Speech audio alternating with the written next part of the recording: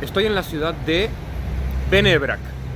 Bnei Brak es una ciudad que se encuentra en la zona metropolitana de Tel Aviv, zona de Gush Dan, hace de hecho frontera con la ciudad de Tel Aviv, pero tiene la particularidad de que es una ciudad completamente ultraortodoxa. Hoy en día el judaísmo está dividido en varias corrientes religiosas y una de ellas es la ortodoxia, que tiene también una subdivisión llamada ultraortodoxia. La diferencia principal entre ortodoxos y ultraortodoxos es que los ultraortodoxos no solamente son ortodoxos, es decir, no solamente cumplen con la ley religiosa judía, con la llamada halajá, sino que además deciden vivir solamente entre ellos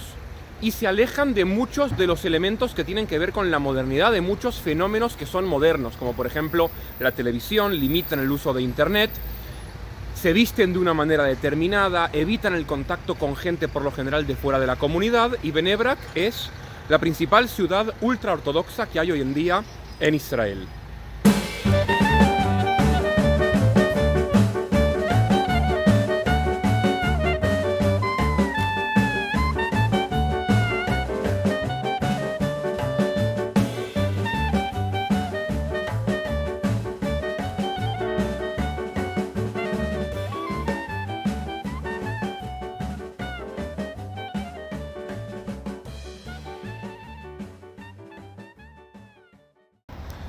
Ok, ¿qué es lo que hago aquí, en la ciudad de Bnei Brak? Vine a despedirme del rabino más importante de esta generación, llamado el rabino Chaim Kanievski, que vivió la mayor parte de su vida aquí, en la ciudad de Bnei Brak. Como es hora punta, pleno mediodía, y hay gente caminando por la calle, y coches, y autobuses, hay mucho ruido,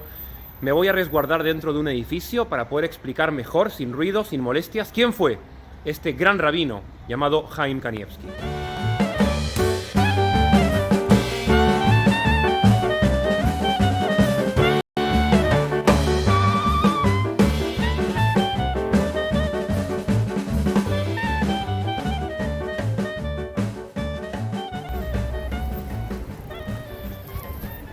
En este edificio que tengo aquí atrás, a mis espaldas, es donde vivió el papá del rabino Chaim Kanievski, que también fue uno de los grandes rabinos de la historia del pueblo judío y uno de los principales de la generación pasada, llamado el rabino Yaakov Israel Kanievski. Su hijo, el Rav Chaim Kanievski, murió a la edad de 94 años y se cree que a su funeral acudieron aproximadamente 500.000 de personas.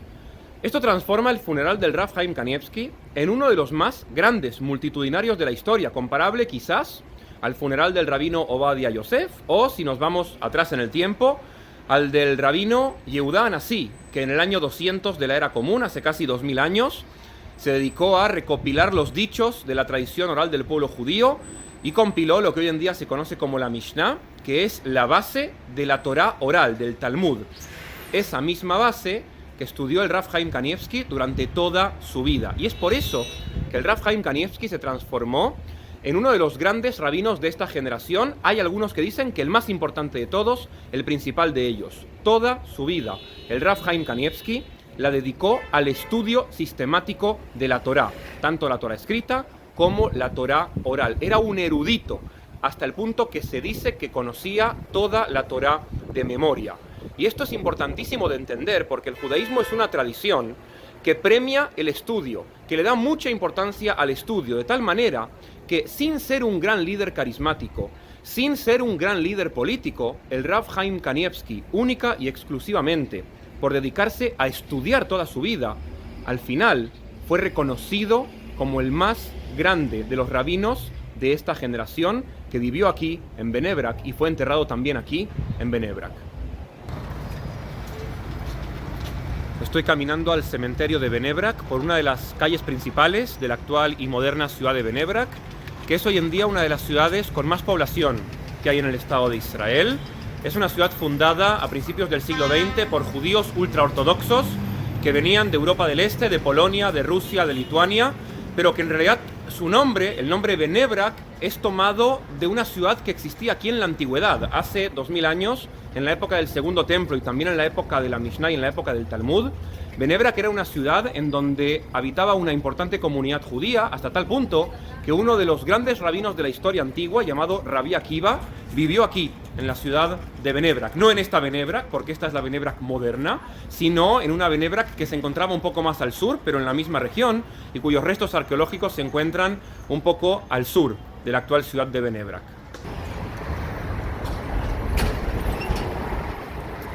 Para poder entender la importancia que tiene en Benebrak la figura del Rav Chaim Kanievsky o en general la familia Kanievsky, podemos ver estos carteles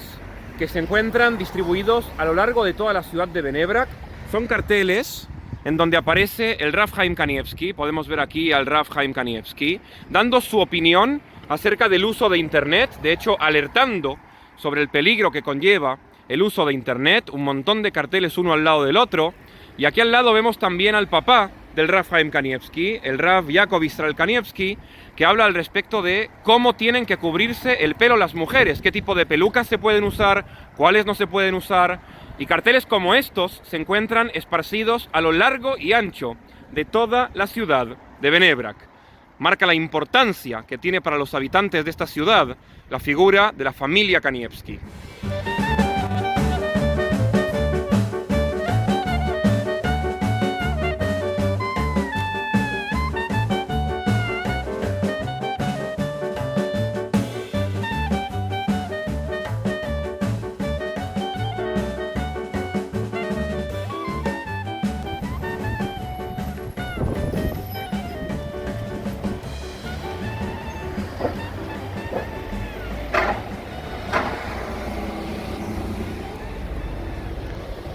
Son carteles que se encuentran colocados en las paredes de la ciudad de Benebrak, de centros de estudios, de yeshivot, que les piden a sus estudiantes, a sus alumnos, que dejen todo, que dejen sus estudios, que dejen cualquier cosa que estén haciendo para acudir al funeral del Gaón Ador, del rabino Chaim Kanievsky, que es de hecho uno de los grandes sabios de esta generación, hasta el punto que lo llamaban Sar HaTorah, el ministro de la Torah. Carteles por toda la ciudad, de yeshivot, de centros de estudios, pidiéndole a sus alumnos que vayan todos al funeral del Rav Chaim Kanievsky.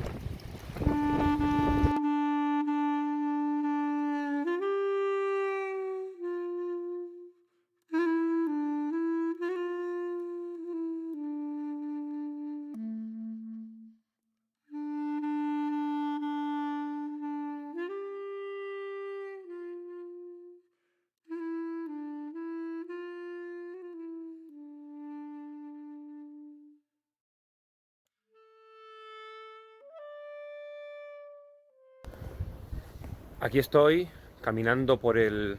cementerio de Benebrak, yendo hacia la tumba del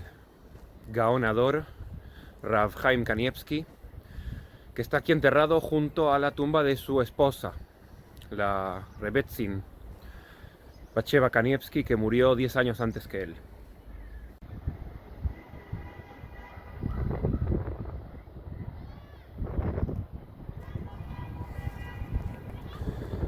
Una de las peculiaridades que tiene el judaísmo frente al cristianismo, por ejemplo, es que en los cementerios las tumbas son todas prácticamente iguales, son todas muy parecidas y además no hay flores. Esto llama mucho la atención de mucha gente, sobre todo quien no conoce o quien nunca ha estado antes en un cementerio judío. Y es que en los cementerios judíos se colocan, en vez de flores, piedras en las tumbas de los seres queridos y en las tumbas de los difuntos. Hay varias explicaciones al respecto de por qué se hace esto. Una de las que a mí más me gustan es que la piedra, a diferencia de la flor, nunca se marchita. Cuando uno coloca una flor, la flor tiene una vida limitada y al cabo de un tiempo se termina marchitando. En cambio, la piedra es eterna, es una de las creaciones más antiguas que existen en el mundo, y esto viene a simbolizar que, del mismo modo que el alma de un difunto sigue viva en algún lugar en la eternidad, la piedra, que representa también la eternidad, se junta de ese modo con la creencia en el más allá, con la creencia también en la resurrección de los muertos, y así como la piedra es eterna, el alma del difunto también es eterna. Me estoy acercando a la tumba del Rav Chaim Kanievsky y voy a colocarle una piedra, como es costumbre en el judaísmo, y también voy a colocar una piedra en la tumba de su papá, el rabino Yaakov Israel Kanievsky, y en la tumba del Hazon Ish, que es el hermano de su mamá y por tanto su tío.